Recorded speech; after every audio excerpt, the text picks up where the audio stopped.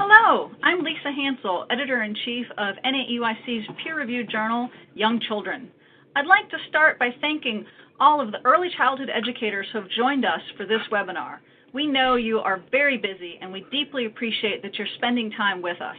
I'm excited to share that over 1,000 people signed up for this webinar to deepen their knowledge of and to reflect on advancing equity in diverse classrooms. We are fortunate to have two well-known leaders with us today. Tyrone Howard is a professor of education in UCLA's Graduate School of Education and Information Studies, and also the director of UCLA's Black Male Institute. Maurice Sykes is the author of Doing the Right Thing for Children, 8 Qualities of Leadership, and he's also a senior associate with the Early Childhood Leadership Institute. After their presentations, we'll have time for questions. But before we get started, just a couple of housekeeping details. If you have questions you want to ask Tyrone and Maurice, please write them in the question box on the lower left side of your screen. They will answer as many questions as possible at the end of their presentations. Some people using a telephone line may experience a slight delay. You will have the best experience using the sound on your computer. All right, that's it. So we're ready to dive in. Tyrone, please get us started. Thank you so much, Lisa. I want to also thank everyone who is taking time out of what I know are very busy, hectic schedules to be part of this webinar. We think this is an important conversation, and the fact that you are here suggests that you would also agree with us that this is an important topic, and I'm glad to be a part of it. I'm also excited to hear my colleague Maurice as well. But I want to talk about the way in which we have to think really differently about how we advance equity and how it needs to inform our classroom practice. I want to preface the conversation by saying that I think about equity, and I hope we can start to think about equity in a very different way than we think about equality. Oftentimes, those two terms are used interchangeably as if they are one and the same, but I believe that equity operates from the standpoint of how do we give a little bit more to certain populations who have been historically and even contemporarily disadvantaged. So the idea of equity means that we're going to focus a spotlight on populations that have historically been on the margins, on the outside looking in, and begin to think about where our time, our effort, and our resources can be much more centered in equitable ways to help those who have been disadvantaged. So let's get into it.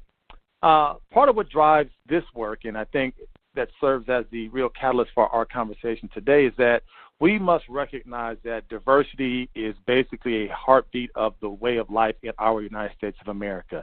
It is essentially our new normal. This is a trend that we have been seeing for some time, and it reached an apex in the fall of 2014 when we witnessed for the first time in our nation's history that the highest number of students who were enrolled in our K-12 schools were non-white.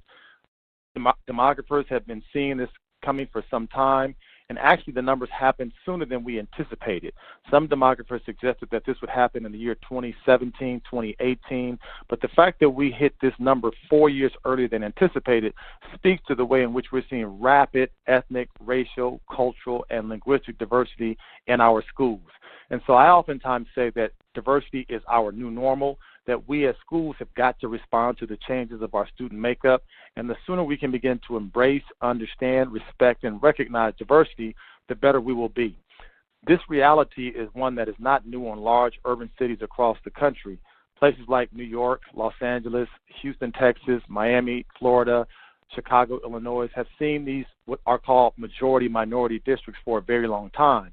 But now for the first time, what we're beginning to witness are large numbers of non-white students in some of the small middle parts of the country. States such as Nebraska, Iowa, Kansas are beginning to see larger numbers of non-white students in their schools. And so we must understand that this is a hallmark that suggests that we are not going back. We look at birth rates, we look at the numbers of children that individuals are having across the ethnic and racial lines, and we are seeing large numbers of Latino students. There are some estimates that suggest by the year 2030, Latinos will be our largest subgroup of students in our schools, surpassing whites, and we're going to continue to see a decrease in the number of white students who are in our schools. So again, it's imperative for our schools to help develop their teachers in a way that they can understand how to teach, talk, think, and learn across diversity, because if we're going to stay true to our democratic ideals, We have to understand that diversity is our strength, diversity is our new normal, and it's a part of the fabric of life in the United States. I also want to say that what we have to recognize is that while we embrace the fact that, or some of us, many of us, hopefully all of us will embrace the new diversity that we see in our schools across the nation, there are some disturbing accounts that we have to come to grips with as well, that we continue to see these stubborn gaps in schooling experiences and outcomes between students of color. And I want to be clear, when I refer to students of color, I'm referring to African American, Native American, Latino, as well as Asian American students. And what we continue to see are some discrepancies in academic outcomes, namely with our African American, Latino, and Native American students compared to their white and certain Asian American counterparts. And that has oftentimes been referred to as the achievement gap. I guess what I would do, I would challenge that moniker a little bit, because achievement suggests that these disparities are a result of students' individual efforts and what they've achieved. But I think we have to understand that in a much broader way.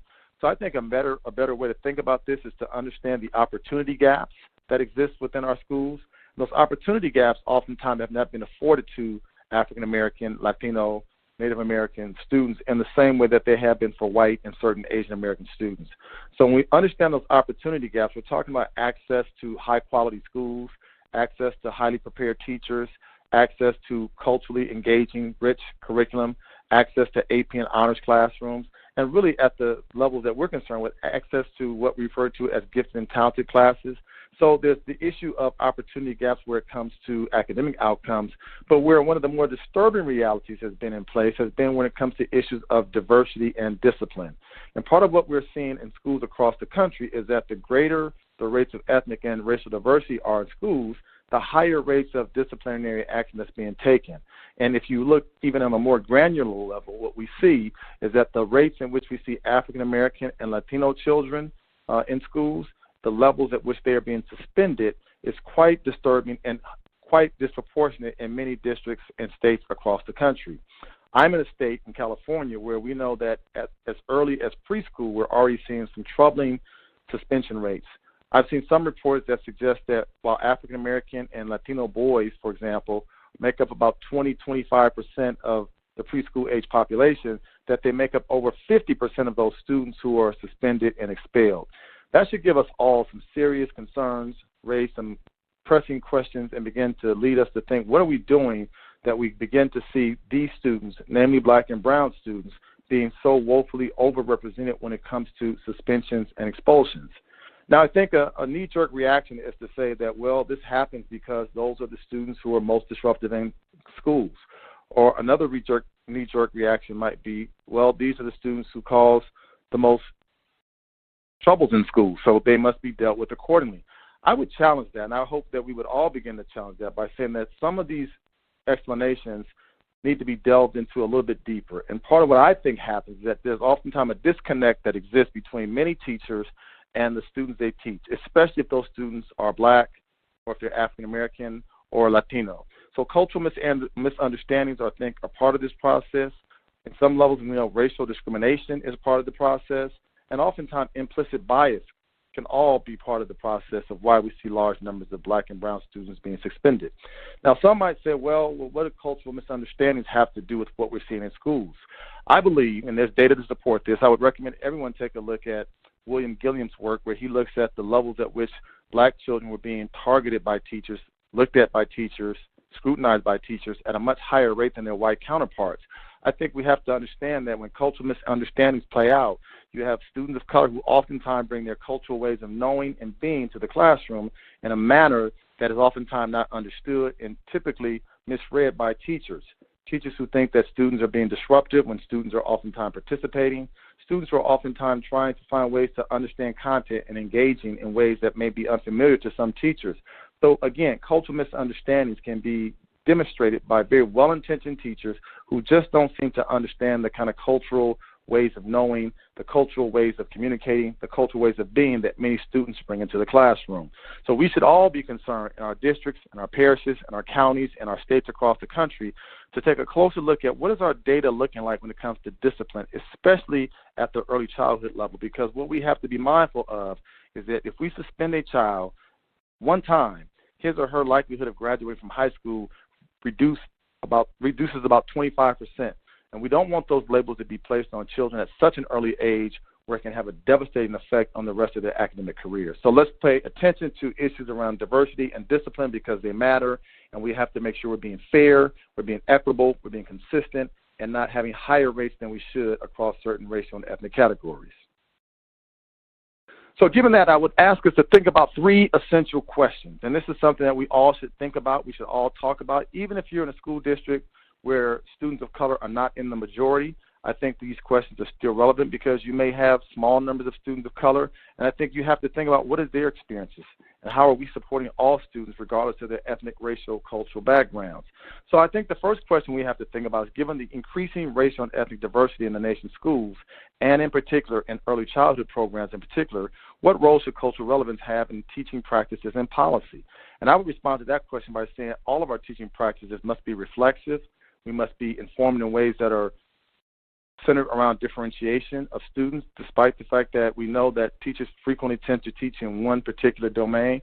We're asking teachers now to rethink their ways of teaching, their ways of communicating, so that students across the ethnic and racial spectrum can understand ways in which they can engage with the teaching and learning process. And I think we also have to begin to think about teacher education policy. What are the knowledge and skills that teachers must possess if they're going to enter this profession that show that they can work with diverse learners? What are the knowledge and skills that teachers must possess if they're going to enter this profession if they're going to work with language learners? What are the knowledge and skills that teachers need to have if they're going to show that they're working with immigrant population? These are some really important questions that we all need to respond to across our states, across our cities and counties, to ensure that as we think about the process of becoming teachers, that process is consistent with who those students are that teachers will be teaching. A second question that we have to think about is what are the essential knowledge and skills that early childhood educators need for teaching today's diverse learners? I think that's the million-dollar question. What are those skills? And I think one of the ways we have to understand that is by knowing race and knowing culture, to know that race and culture are really complex concepts that shape so much of what students know and understand, even at early ages. There's studies that show that young children are able to pick up on racial differences as early as 2 years old. They know that racial differences exist. The challenge becomes that we as adults frequently don't engage students in those conversations about racial differences. You might say, well, how do I engage my students if they're 3 or 4 or 5 years old around racial differences? I think it can look different, it can sound different, but the key is to talk to students, listen to students. Make sure if you hear them saying things that are destructive or that are dismissive of certain ethnic and racial groups, that's not tolerated. And I think the main thing we can't do is ignore these issues, because to ignore them is to say that these issues don't exist or they don't matter. And I would ask all educators to begin to challenge this notion of a colorblind approach to how they see students. Colorblindness basically tells students that their diversity doesn't matter, their race is unimportant, and their identities are not seen. So I would ask teachers to think about how we begin to think about race, but also understand that culture matters as well. And culture shapes who we are, how we think, how we speak, how we communicate, how we interpret the world around us, how we shape our core values. Essentially, we are all cultural beings, and we have to begin to ask ourselves as educators, what are my cultural ways of knowing, and how do those cultural ways of knowing shape the way that my students see the world around them? And then the third and final question I think we should be asking is, how are the learning prospects compromised for diverse learners when educators do not understand them culturally? I'm going to give an example in a few minutes about that, but I think we have to come to the understanding that in many ways that for students whose ways of knowing are not oftentimes recognized, that they become at a severe disadvantage, because oftentimes they're expected to know and understand how teachers see the world, how teachers communicate, how teachers want emotion to be expressed, how teachers want reading or thinking or mathematical reasoning to be expressed. And oftentimes that may look a little different than the way that students come to understand how these issues are playing out. So I hope that each of us will begin to ask these questions and others as we begin to think deeper and harder about the ways in which diversity plays out in our classroom practices. I would also ask us to understand that every student, and I do mean every student, possesses her or his own cultural capital. Essentially, what I'm referring to here are different ways of doing, knowing, communicating, and living. And understand this, and this is an important point that we all must recognize it. Just because students are different doesn't mean that they're deficient. Just because they're different doesn't mean that they're deviant. Just because they're different doesn't mean that they're defiant or despondent. We have to make sure that we understand and we give some space and place in our classrooms for students to express themselves in ways that we may not be accustomed to interact with students in ways that we oftentimes may not see certain students using in the classroom. Difference is our key term here. We have to recognize that we have lots of ways of communicating, seeing, exploring the world. Diversity is part of our normal reality, and let's begin to let students show how their different types of cultural capital play out. Now what I would like to do is give a few examples of the types of cultural capital that I think we must be aware of as we think about this work. And one of the examples that I typically use with the teacher education students that I work with are developed by education scholar Tara Yoso. And Yoso talks about cultural capital wealth or cultural community wealth. And really she talks about 6 types of capital that many students of color possess as they engage in the thinking and learning process that I think can be a wonderful example of how this plays itself out. One of those is aspirational capital, and what Yoso describes here is this way in which young students of color oftentimes desire and aspire to impress their teachers and want to do well to impress their parents. So even students who may come from a low-income background, there's still hopes and dreams and aspirations that even our youngest learners have, and there must be a space and a place for those young people to talk about their ideas, to express their imaginative thoughts, and to begin to really understand the way that they see, hear, and understand a world around them that they see as full of possibilities and full of hope, and they may not always look the way we think they should look, but we still must affirm their aspiration when it's manifested. A second one is linguistic capital, and this is one that's, I think, quite common, that students of color bring to the classroom every single day, diverse ways of speaking, diverse ways of communicating, and sometimes these linguistic forms of expression are not always in line with what teachers think are the most ideal ways. One example I frequently give is many years ago I talk about my son, who was in preschool at the time, coming home every single day with small paintings and pictures that he had done in his pre-K classroom. And I became curious about why he wasn't coming home with more of the academic types of work that I saw some of his white and Asian peers coming home with that had numbers and letters in them. I remember his teacher, who was a white woman who I liked a lot, explained to me that she didn't think my son was quite ready to do some of the more academically demanding tasks yet. Well, I asked him, well, how do you know, or what suggests that he doesn't know how to do this work? And she responded by saying, well, I frequently ask him and encourage him to participate in our activities, and he tells me that he doesn't want to participate. She says, I always invite him to our circle time when we read our story of the day, but he says he doesn't want to do those things.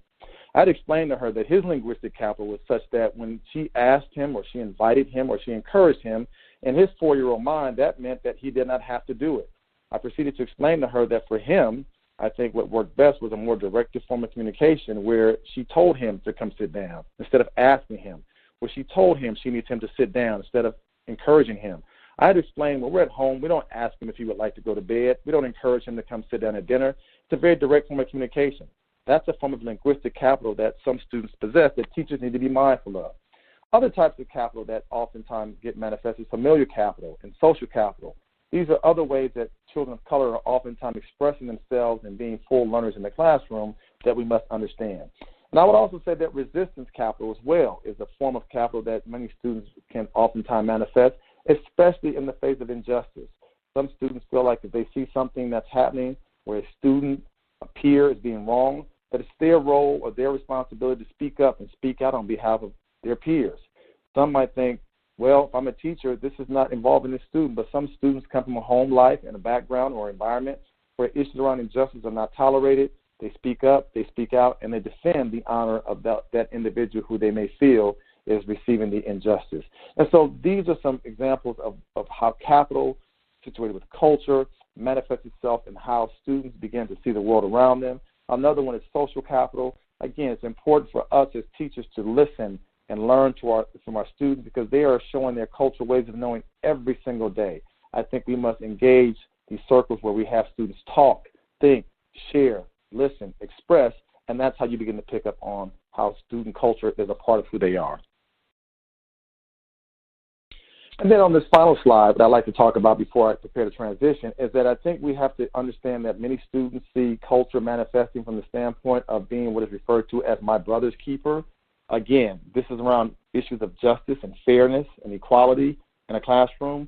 not uncommon to find students of color who will see injustice, who will speak up about it, who will speak out against it and say that that's not fair, that's not right. If my peer or my classmate is not going to be able to play because he did something that was helping me, then I'm also going to be in trouble as well.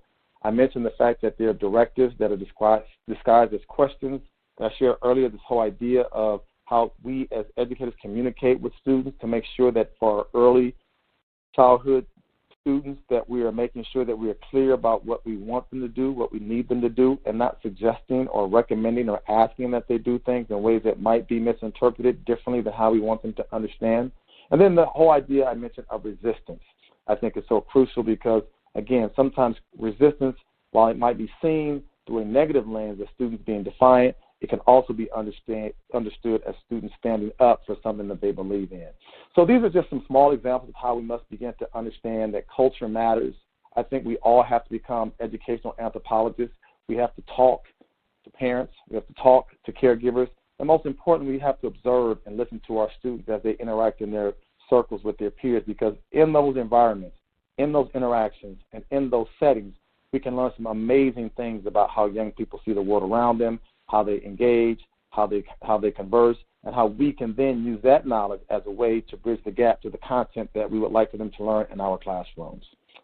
With that, I will pass the microphone to my colleague, Maurice Sykes. All right. Well, thank you, Tyrone. We'll get to Maurice in just a second. I just wanted to jump in here to say that that was a really, really interesting and informative presentation. You've given us a lot to think about, and it fits so nicely with NAEYC's emphasis for so many years now on intentional teaching and anti-bias education. So thanks again. I'm sure many of our audience members would like to learn more. Fortunately, both Tyrone and Maurice contributed to the May 2018 issue of Young Children, which was a special issue focused on the power of early childhood education to help equalize opportunities for children. And stick around to the end, and we will provide that website for that issue. But now, let's no more delay. Maurice, please jump in. Well, good afternoon, everyone, and thank you, Tyrone, for laying the foundation for my comments on advancing equity and learning in diverse classrooms. Point of fact is it was Tyrone's article on cultural capital in young children that prompted my thinking about teacher cultural capital.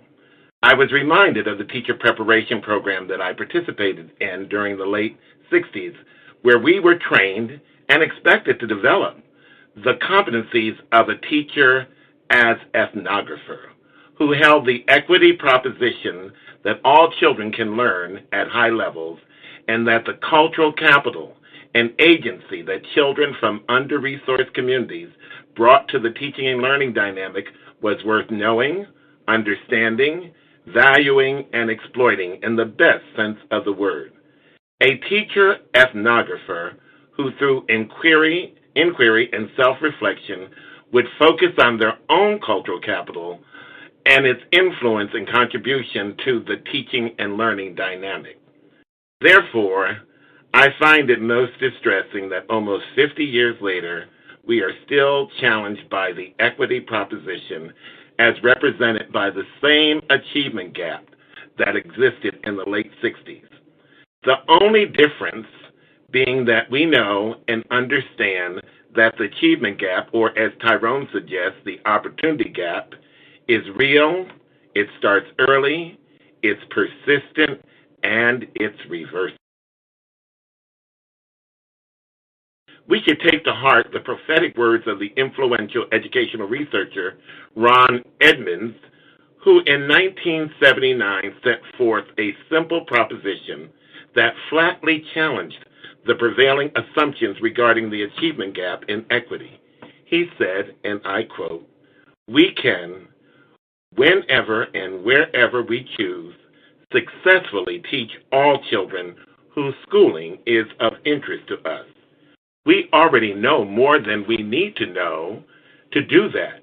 Whether or not we do it must finally depend on how we feel about the fact that we have it so far." Critical pedagogy. Ron Edmonds' challenge to the educational community is consistent with the concept of teacher as ethnographer, which finds its roots in the critical pedagogy movement, a progressive philosophy that challenges teachers and students to examine power structures and patterns of injustice and inequality. It requires teachers to facilitate active, social, cognitive, and affective student-centered learning.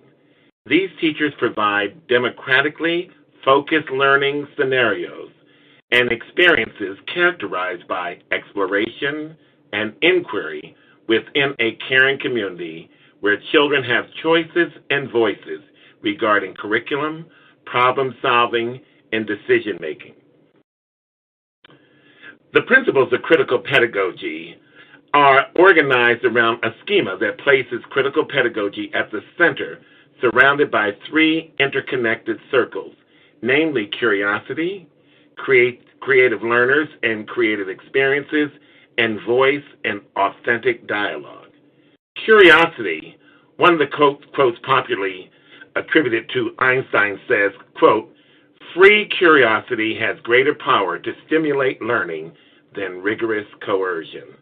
And the coercion of having children not be curious is detrimental to their development. Curiosity could be defined as a deep and persistent desire to know and understand. It drives meaningful learning and thinking by prompting proactive and intentional behaviors and activities that are novel, complex, and ambiguous. Oftentimes we want to focus on the right answer rather than leaving possibilities open to children that stimulates their curiosity. The pedagogy of curiosity, or what I call the curious classroom, is based on a how-to-know perspective. The pedagogy of curiosity requires the teacher to create an environment of active, curious engagement characterized by three dimensions. One, active participation, active thinking, active questioning, and focused collaboration.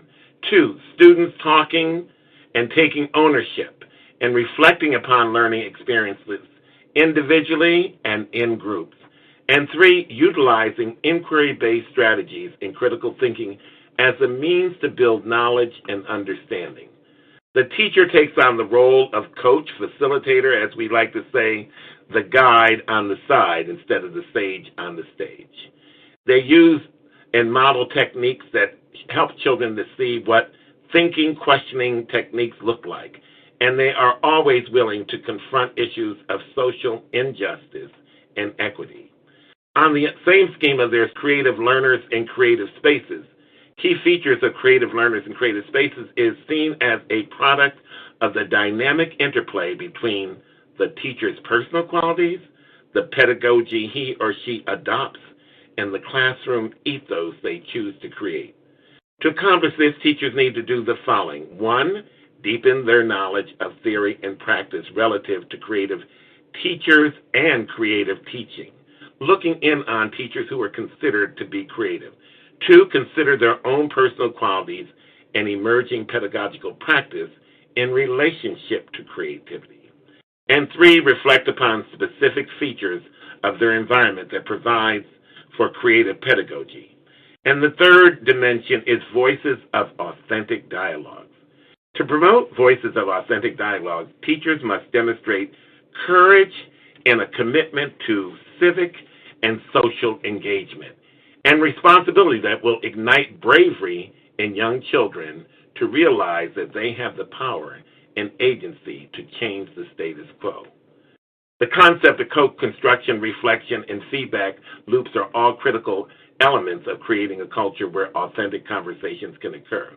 They can occur by, one, engaging children in the process of establishing classroom rules and logical consequences, teaching and practicing active listening, questioning, and feedback techniques, and three, conducting classroom meetings at the beginning and end of each day that focus on civic engagement and issues related to social justice and equity. It all starts with what Laura Smilaguzzi, founder of the world-renowned early childhood programs in Reggio Emilia, Italy, called The Vision of the Child.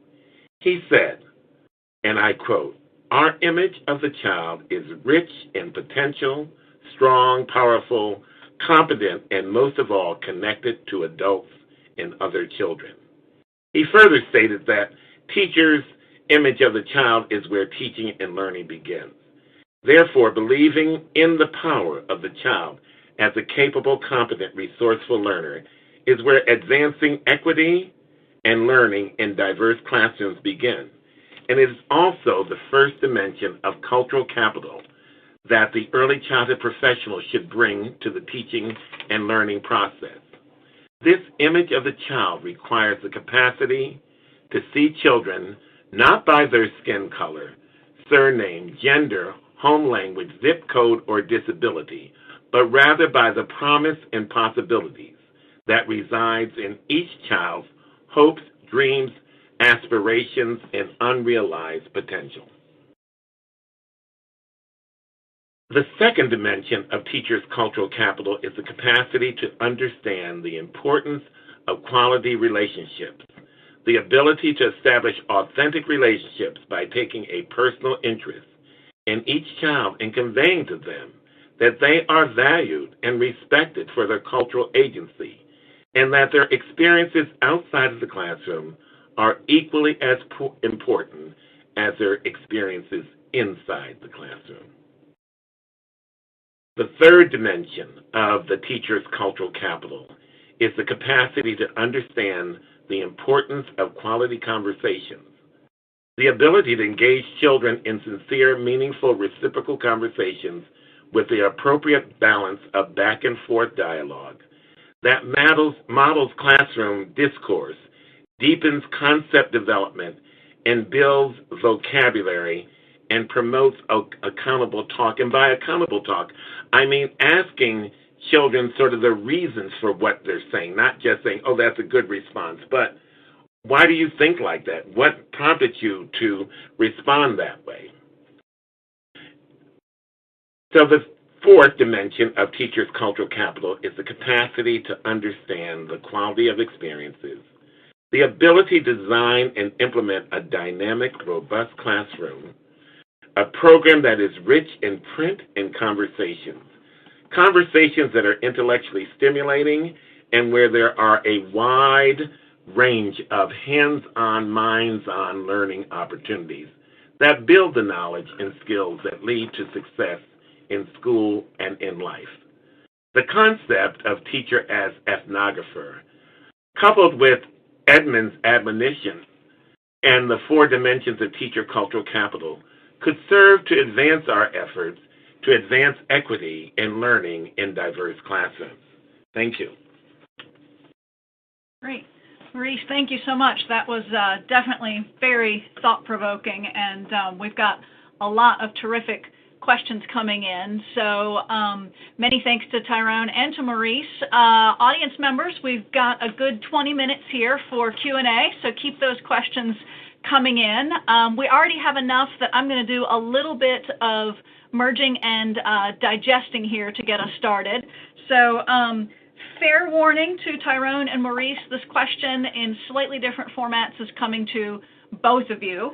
So Tyrone mentioned that being colorblind is not very productive, and Maurice, you have discussed seeing each child's individual strengths.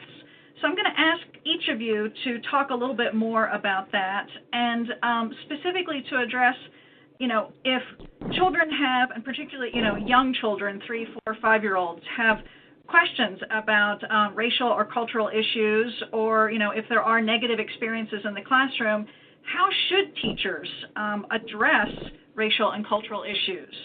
So Maurice, I will start with you on that.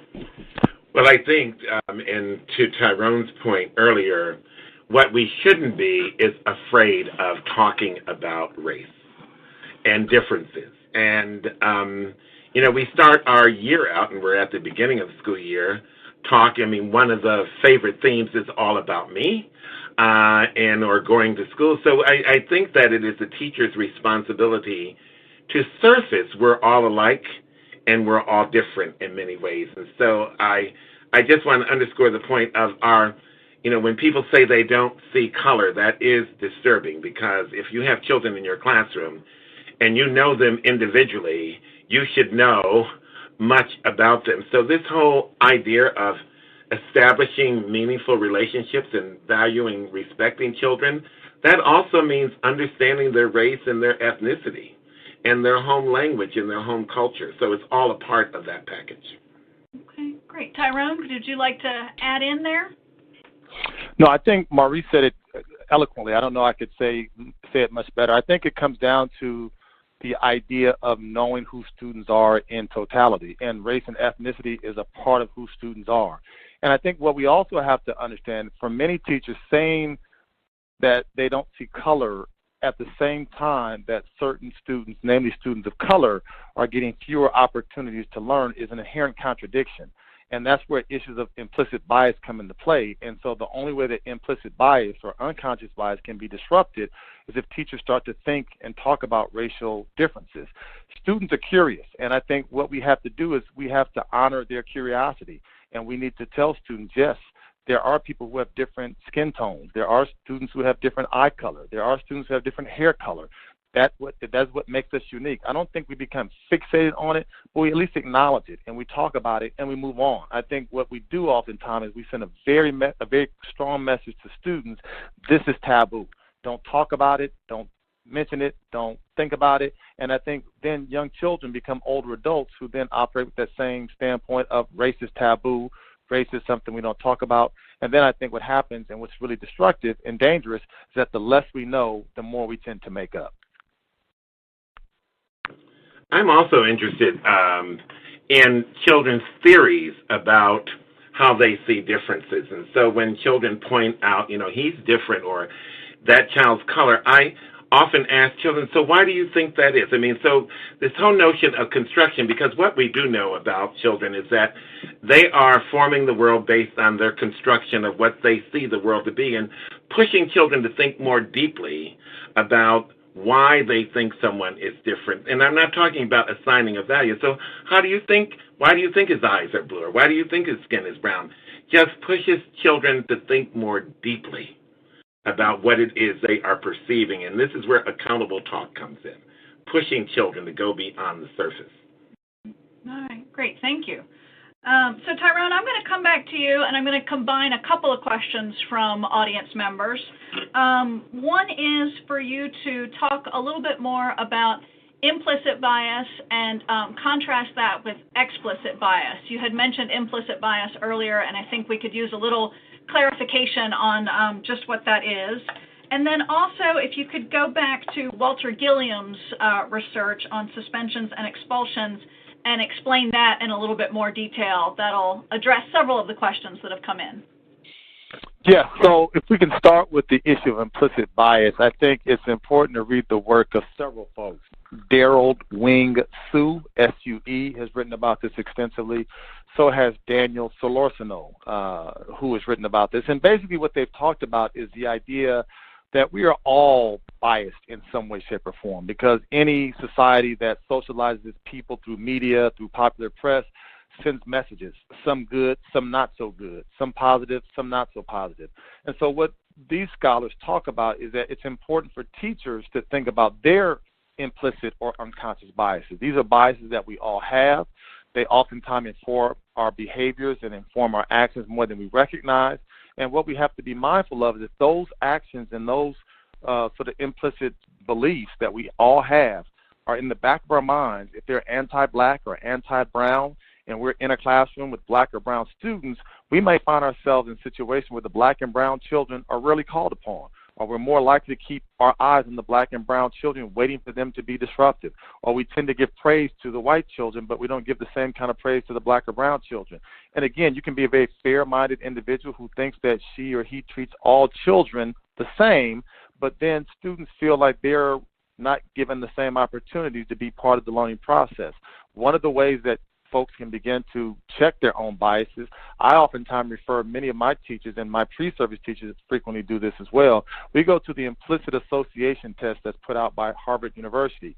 You can go online, you can Google it, the IAT, which stands for Implicit Association Test, and you can see how in a 10, 15-minute time frame, you get asked certain questions, and it can show an anti or pro bias or non-bias towards a certain group or a certain skin color.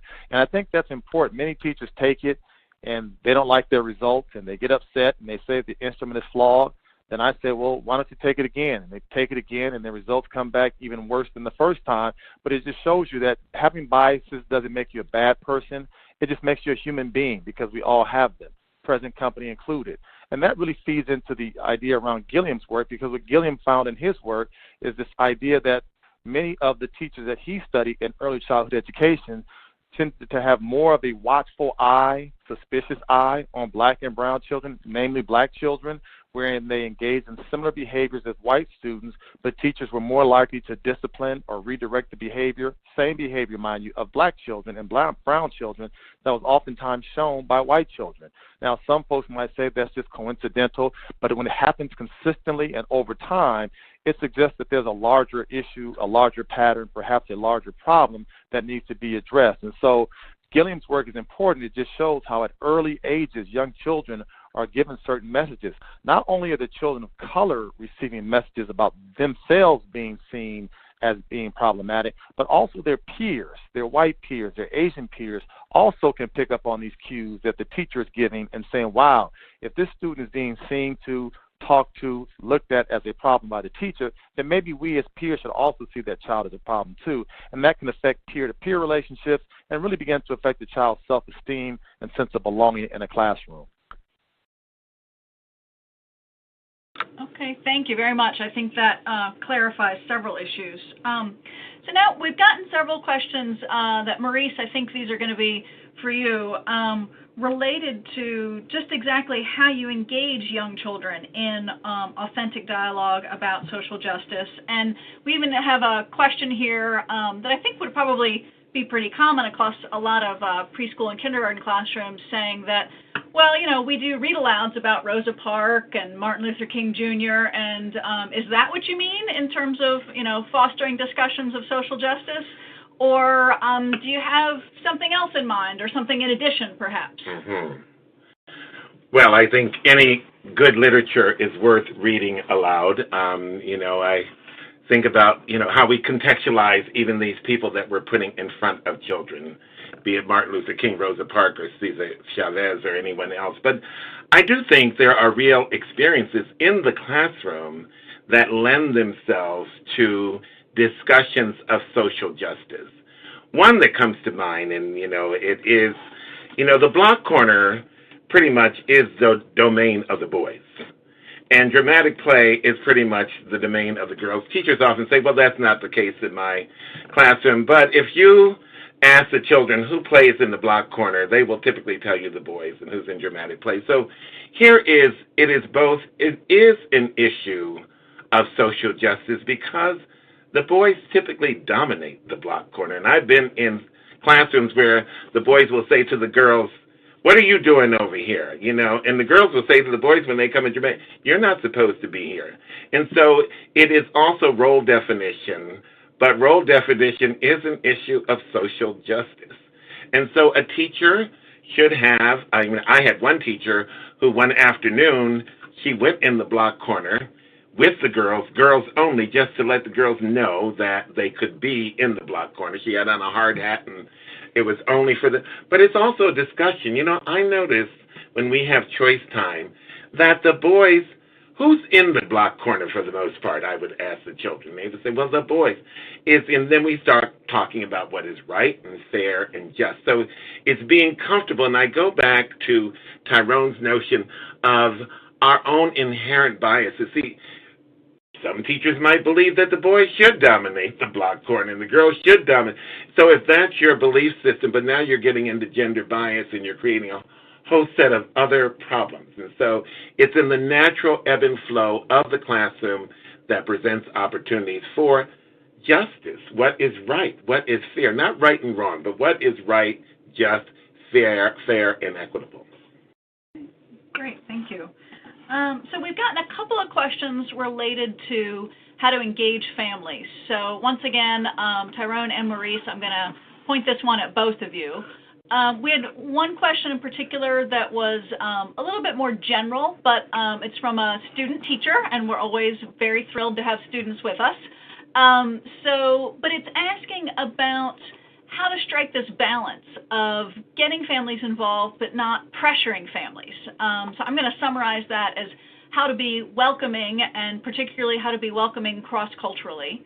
And then there was another question earlier that was related to specifically an issue of when you don't speak the family's language, how to address some of those barriers. And it strikes me that perhaps the two of you could talk about taking an interest in the family's culture as being a way to start to build a bridge, even if the language part of the communication is a struggle. So Tyrone, why don't we start with you, and then Maurice, will have you jump in. So yes, families need to be a part of the solution, even though it pains me to say in some cases families can be part of the challenge as well. And by that, what I mean is that children typically come with some of the similar attitudes and beliefs around difference that they've learned from home. Issues of discrimination and prejudice and racism are not inherently a part of who we are. They're learned, and just as they're learned, they can be unlearned. So we like to think that parents and caregivers can be part of that solution. So I think cultural differences can be a way to help bridge those gaps. And I think that if we begin to have parents who are from different cultural backgrounds share some of their customs, share some of their traditions, share some of their ways of expression as part of the way that we create what I refer to as cultural democracies in our classrooms, where students get to learn and hear from families and children who come from other parts of the world. They begin to understand some of their holidays. They begin to understand some of their core beliefs. They begin to understand some of the traditions and some of the oral histories that are told. I think this is where all of our students benefit. The students from those communities that are oftentimes new to a school setting get to share some of their understandings. But at the same time, U.S.-born children who are not familiar with those cultures may begin to broaden their understanding. And I think the earlier that we can start to shape those beliefs and begin to create this sense of respect and value and appreciation of diversity and culture in young children, the better they are to be in situations where they don't adopt prejudice attitudes, they don't have discriminatory behaviors, and they don't have negative racial attitudes. So yes, families, engaging families about sharing some of their ideas, some of their input, some of their beliefs can be a big avenue. But I also will offer this caveat. Some parents and families don't want to talk about these issues. So I don't want to make this sound like it's an easy win, because you will find some parents and some families of color who will say that's not something that we're interested in doing. And if that's the case, I think it's important for teachers to respect that. So, when we talk about family engagement, I always say, what do we want to engage them for? Why do we want them to be involved in the work of the program or the school? So, it does something that's common across all cultures.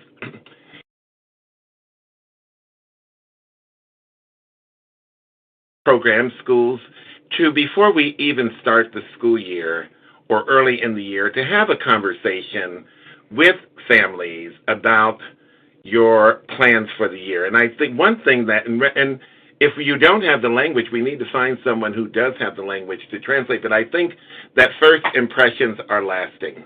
And I encourage teachers and directors and principals to follow this framework.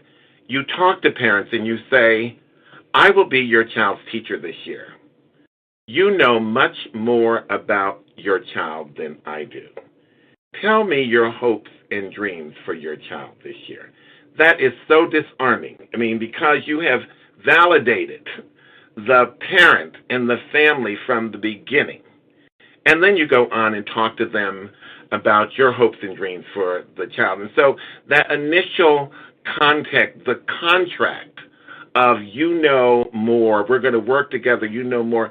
That, when you have challenges down the road, that helps to mediate many of them. And I think the other thing is that we have to be careful with holidays and food, because we can fall into stereotypes. And I've seen some people do awful things with trying to celebrate cultures. And There's something on the Itters and Eckers that looks for cultural competence, and I see little girls with wooden shoes. Children in Holland do not wear wooden shoes. And so I think that people have to pay a lot of attention, and I certainly recommend that we read Louise Derman Sparks' anti-bias curriculum and some of the work that people from Teaching for Change have put out in terms of that kind of thing. Okay, great. So Maurice, another question for you here. This is from an early childhood educator, so I'm just going to read it word for word. It says, in the children's book, The Other Side, a black girl is excluded from play because of the color of her skin. It's resolved in the end, and the children do play together. Is this a good springboard for conversation, or is it introducing racism? Well, I would use that book because I observed some discriminatory practice in the classroom. It's sort of like, we all know young children can be very unkind to one another. And, so it is thinking from a social justice perspective and paying attention to the dynamics of the classroom. And so I would use that, but I wouldn't read that book in isolation.